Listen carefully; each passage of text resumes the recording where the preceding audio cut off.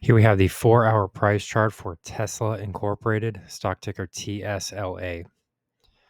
As we can see here, we've got a bit of a two-way price action type of situation here in Tesla to start the trading week on Monday.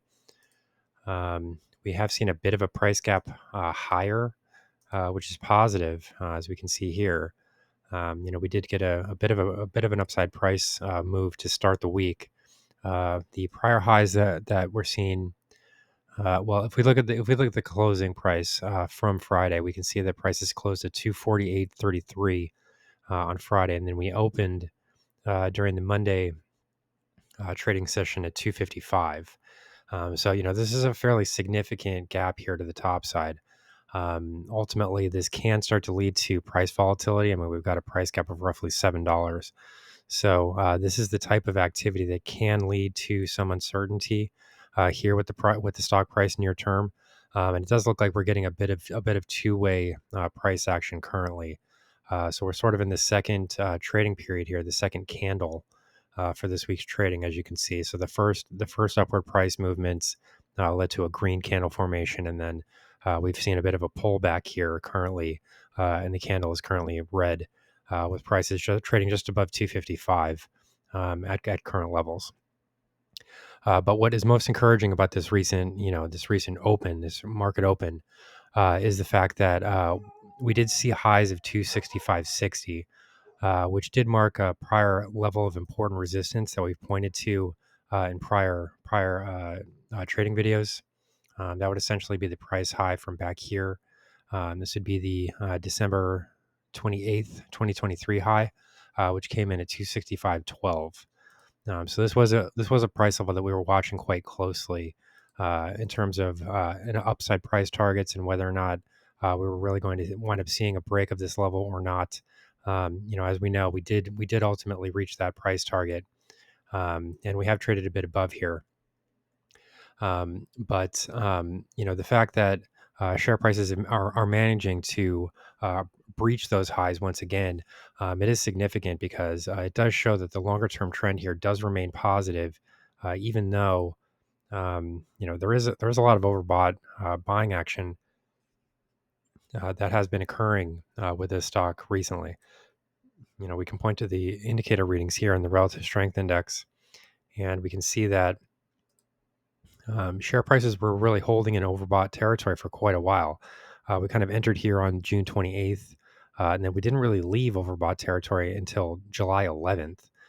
So we're talking about roughly 2 weeks here, trading in overbought territory, which is a very long time. You normally don't see that.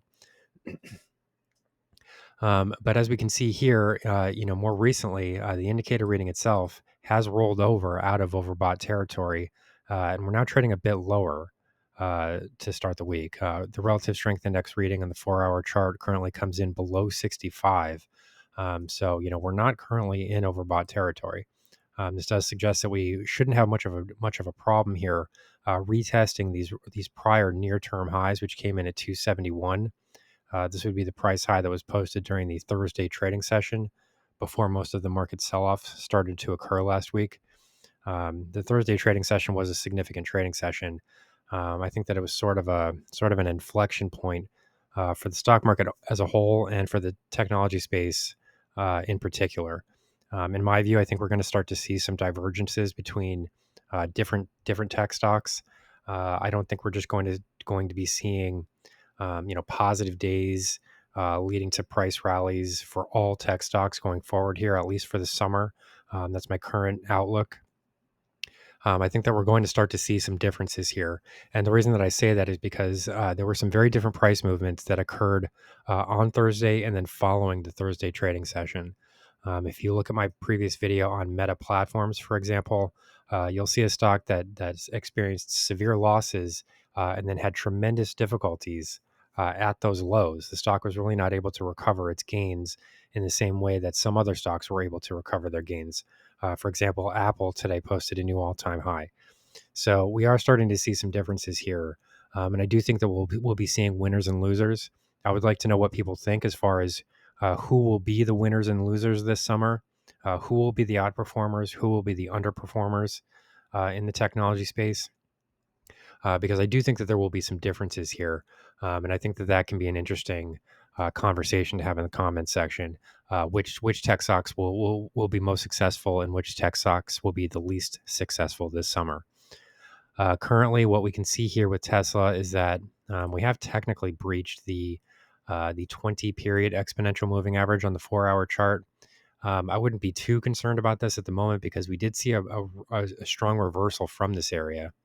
We can kind of zoom in here a bit and see that this green candle does pierce the 20 period exponential moving average, but it doesn't really stay here very long. And this was a period of extreme volatility, both for the stock and for the broader market. So, this wasn't just a Tesla specific story. We were seeing major sell offs in the S&P 500, NASDAQ, Dow, pretty much everywhere. So, I wouldn't be too concerned about this decline and break just yet. It really looks more like a false breakout to the downside because we did reverse higher from here. We've seen a gapping open on the day. And it does look like we're ready to look for a retest of these Thursday highs that posted at 271.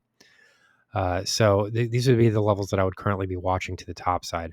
To the bottom, to the lower end of the trading range here, I would be watching 233.30 as the primary level. As a way of determining whether or not we do actually have a long-term top in place. I would say that if we did break through 233.30, we probably do have a bit of a medium-term top here, and we could see some retracements lower.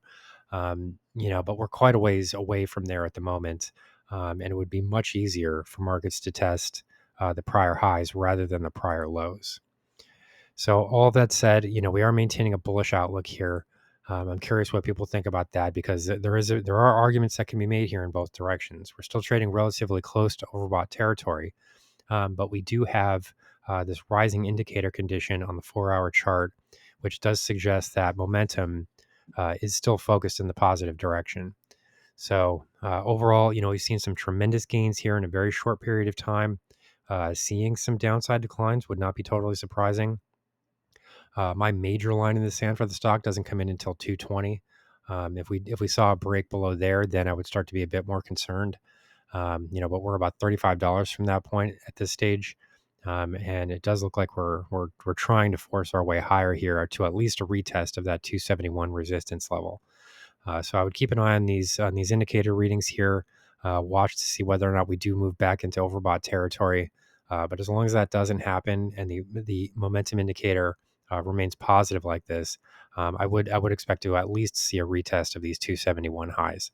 So here's the current market outlook for Tesla Incorporated, stock ticker TSLA.